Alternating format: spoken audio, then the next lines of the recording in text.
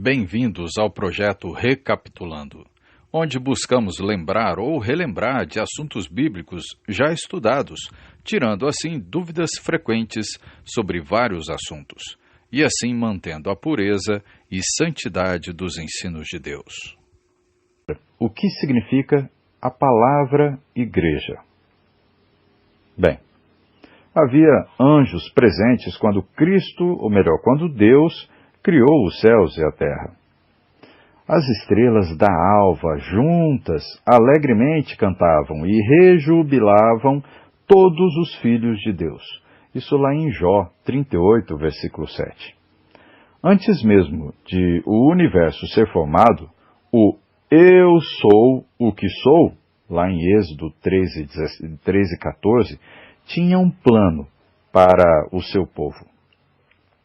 Em seu infinito entendimento e amor, ele planejou, através do sangue de Jesus, construir uma eclesia, um povo chamado para fora, comumente denominado a igreja. Isso nós vemos em Efésios 1, 7 ao 9, Efésios 13, 21, também 1 Pedro 1, 18 ao 21. Nessa igreja, diante dos olhos admirados de miríades de anjos, a sabedoria de Deus deveria ser exibida. Efésios 3, 10 e 11. Muito antes de Jesus prometer edificar a sua eclesia ou igreja, a sua igreja, os anjos sabiam que algo maravilhoso estava para acontecer. Coisas essas que eles anelavam perscrutar. Palavrinha, né? Isso lá de 1 Pedro, capítulo 1, versículo 12. Bem, nem os anjos, nem os homens, nem a homens, o propósito divino havia sido revelado em sua totalidade. Era um mistério. Efésios 3, do 3 ao 4 fala. Nenhum olho havia visto, nenhum ouvido havia escutado e nenhum coração havia imaginado as boas coisas que seriam realizadas na igreja. Isso Isaías 64, versículo 4, 1 Coríntios 2, versículo 9 e 10. Né? Os profetas procuraram diligentemente saber o significado das coisas que eles mesmos haviam escrito. Mateus 13, 17, 1 Pedro 1 e 10. E finalmente, a plenitude dos tempos chegou, conforme o ano, o mês, dia e hora escolhidos por Deus. Por fim, a multiforme sabedoria de Deus tornou-se conhecida aos principados e potestades nos lugares celestiais por meio da igreja, ou eclesia. Isso lá em Gálatas, capítulo 4, versículo 4, Efésios 3 e 10, e o versículo 11, e Apocalipse, capítulo 9, versículo 15. E nós temos uma passagem que conhecemos bem, Atos 9, versículo 31, que diz: a igreja, na verdade, tinha paz por toda a Judéia, Galiléia e Samaria, edificando-se e crescia em número. Agora vamos dividir então essa lição em 3 pontos. Eu vou falar o primeiro agora, que então vamos tratar sobre o povo mundial chamado para fora. Vamos lá. Para jornalistas e outras pessoas, a expressão "a Igreja de Cristo" designa apenas mais uma denominação.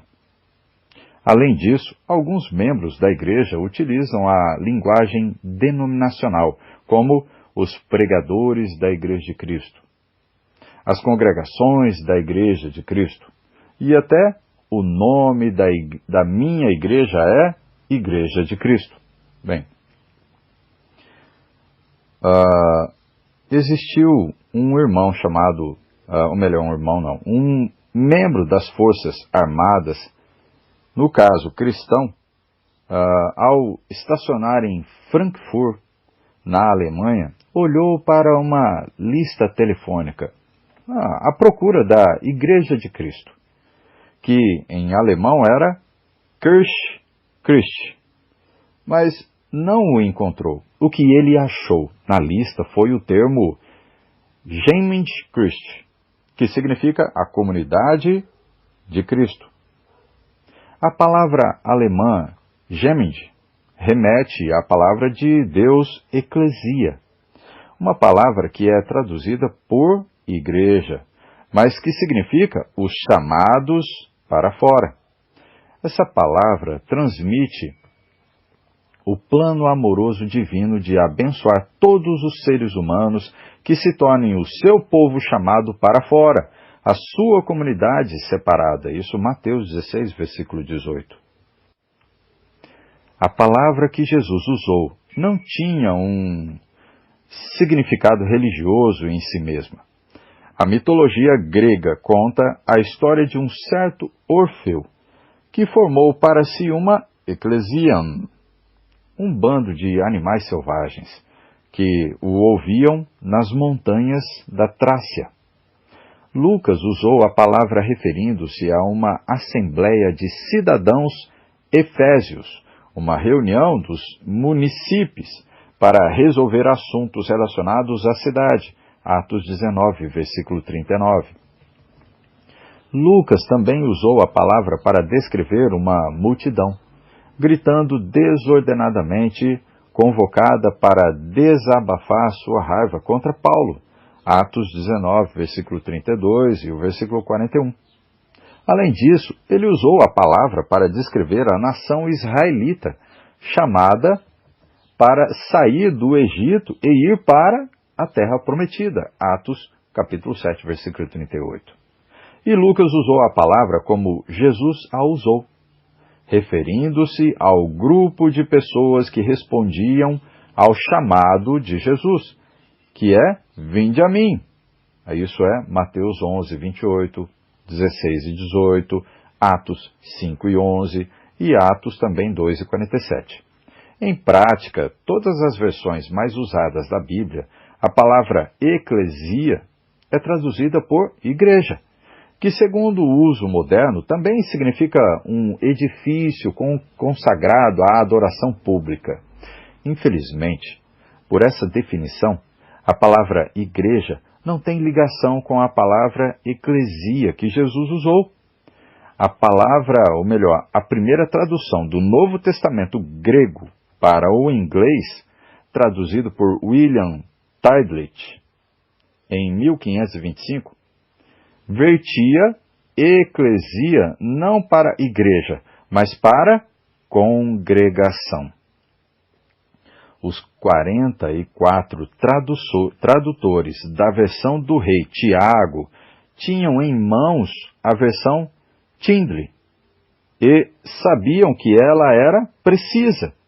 Apesar disso, o rei Tiago I, cabeça da igreja anglicana, proibiu que seguissem Tyndale.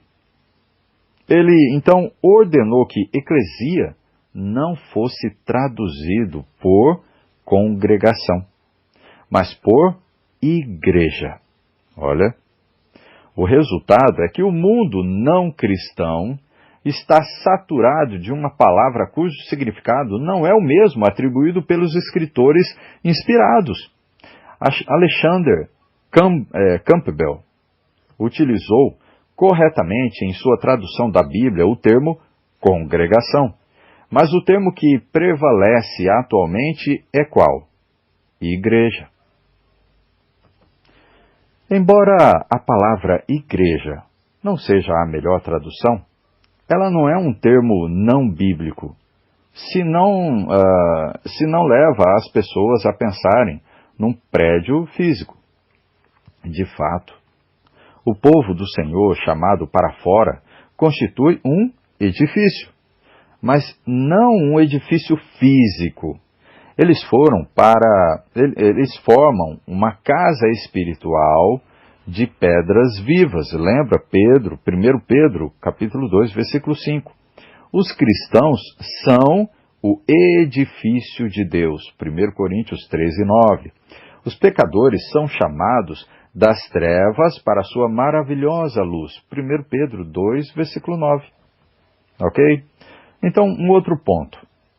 A assembleia local. Vamos tratar então a respeito disso. Desde o momento em que são imersos no corpo do povo único e mundial, do povo chamado para fora, os cristãos são chamados.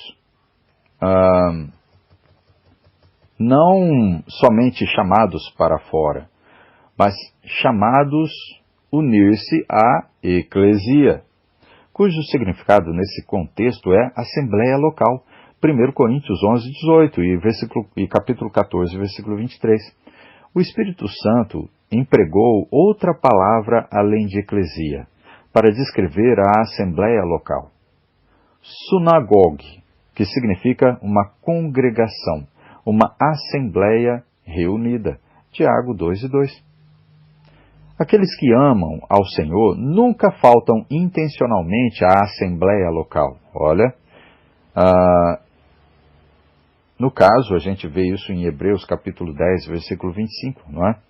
Além do fato de ser uma ordenança, os cristãos não deixarem de se reunir, eles gostam de estar juntos. Pessoas normais são amigáveis. O homem que tem muitos amigos pode congratular-se, mas há amigos mais chegados que um irmão. Provérbios 18 e 24. Uma pessoa que gosta de estar sempre só é anormal. O solitário, olhem só, o solitário busca o seu próprio interesse e insurge-se contra a verdadeira sabedoria. Isso Provérbios 18, versículo 1. Bem, no que se refere à assembleia local, os cristãos fazem entre si admoestações e tanto mais quanto veem que o dia se aproxima. Hebreus 10, 25. Então, que dia? O dia do juízo? Esse seria um significado impossível, pois a respeito daquele dia e hora ninguém sabe. Mateus 24, versículo 36. Aquele dia virá como um ladrão. 1 Tessalonicenses 5 e 4. Então, que dia? O dia da destruição de Jerusalém, que ocorreu em 70 depois de Cristo? As pessoas poderiam ver esse dia se aproximando, mas os cristãos não poderiam se reunir nesse dia. Então, os que estivessem na Judéia, fujam para os montes. Olha só, Mateus 24 e 16. Essa foi a ordenança.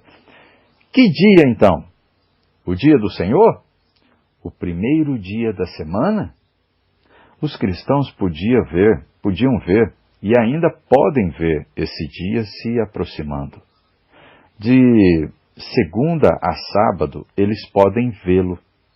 Paulo, embora estivesse numa viagem rápida, permaneceu 7 dias, de segunda a domingo, em Troade, com o fim de se reunir com os outros cristãos para partir o pão, no primeiro dia da semana. Atos 20, versículos 6 e 7. Vejam também o versículo 16. Bem, além disso, Paulo estendeu 7 dias em Puteoli, provavelmente pela mesma razão que o levou a ficar em Troade, em Atos 28, versículo 13 e 14, vocês podem ver. Em 101 depois de Cristo, Inácio escreveu que os cristãos já não observavam o sábado, mas viviam na observância do dia do Senhor, olha só, no qual nossa vida nasceu de novo através dele, que está falando de Cristo. Em 150 depois de Cristo, Justino, eu estou falando de alguns escritores depois de Cristo lá, do primeiro século, depois do primeiro século. Então, em 150 depois de Cristo, Justino, um outro, o mártir, escreveu que para os cristãos a celebração da ceia do Senhor ainda ocupava e constituía uma parte essencial da adoração divina todos os domingos.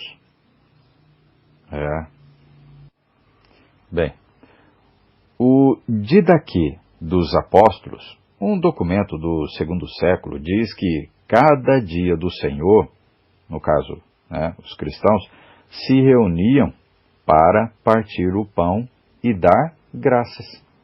É isso.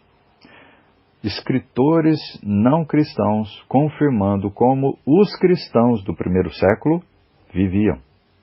Agora, a Assembleia Universal. Vamos ver então. O clímax e objetivo final do plano do Pai é uma Assembleia Universal, uma reunião festiva dos espíritos dos justos aperfeiçoados em todos os tempos. Eles se reunirão à companhia de um número incalculáveis, de anjos, numa ampla convocação. A palavra panegures, de Hebreus 12, 23. Essa palavra inspirada é um composto. Pan, que significa todos, e agures, que significa assembleia. Num dia especial de festa entre os israelitas, o Senhor ordenou: de todo te alegrarás. Deuteronômio 16, versículo 15. O Antigo Testamento grego chama essa festa de um panegures, Ezequiel 46, 11, e Oséias 2, 11 e capítulo 9, versículo 5. Entre os gregos, panegures era uma celebração nos Jogos Olímpicos. Entre os cristãos, panegures é uma celebração infinda com os redimidos de todos os tempos, com toda a família de Deus nos céus e na terra, humana e angelical. Efésios 3 e 15. Num sentido, os cristãos já estão experimentando o panegures, uma vez que o autor de Hebreus usou o presente perfeito em Hebreus 12, versículo 22. Agora mesmo, os cristãos estão na companhia espiritual de Deus, embora separados dele em relação ao espaço, e todos os que estão do lado de Deus, vivos e mortos. No sentido mais amplo, então, porém, enquanto os cristãos não se assentarem no reino eterno, com a face de Deus e o grande trono branco, a Assembleia Universal continua pertencendo ao futuro. Mateus 8 e 11 e Apocalipse 20, 11 e 22, versículo 4. Bem, vamos concluir então esses pensamentos. A Igreja, portanto, é o grupo dos chamados para fora, que pertencem a Deus. Ou seja, os membros desse grupo são os que responderem ao chamado divino para deixarem o pecado e viverem em obediência a ele. Eles se reúnem regularmente para adorar a Deus e no fim dos tempos se reunirão na Assembleia de todos os seguidores fiéis de Deus nos céus. Então, a missão da Igreja. A missão da Igreja no Novo Testamento foi dada na grande comissão do Senhor pouco antes de sua ascensão, quando as nuvens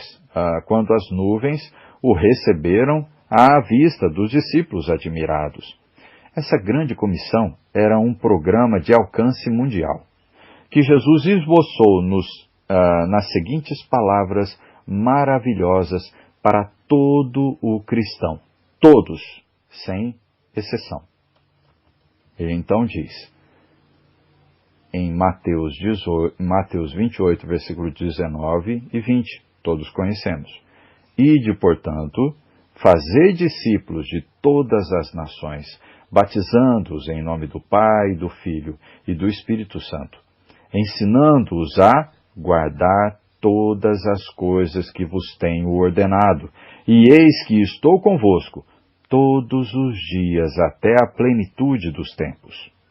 Bem, esse mandamento resume o trabalho da Igreja: ensinar e batizar as nações. Devido a essa comissão retumbante, os cristãos do primeiro século foram intensamente evangelísticos. Eles foram a toda a parte pregando a palavra. o zelo evangelístico e missionário da Igreja do Novo Testamento era como um fogo consumidor. Eles viviam somente para isso, para contar aos outros a respeito do Cristo que morreu e trouxe a remissão dos pecados às nações. Que possamos ser como os primeiros cristãos que viviam uma vida intensa no cristianismo, no ensino de Cristo em suas vidas. Que possamos manter a pureza da palavra de Cristo para podermos ensinar a verdade a todo aquele que necessita conhecer sobre a salvação em Cristo. Que Deus abençoe a cada um de nós, em nome de Cristo. Amém. Quer saber mais desse e de outros assuntos do projeto Recapitulando? Se inscreva e clique em notificações e assim receberá avisos de novos estudos bíblicos. Que Deus abençoe a todos, em nome de Cristo. Amém.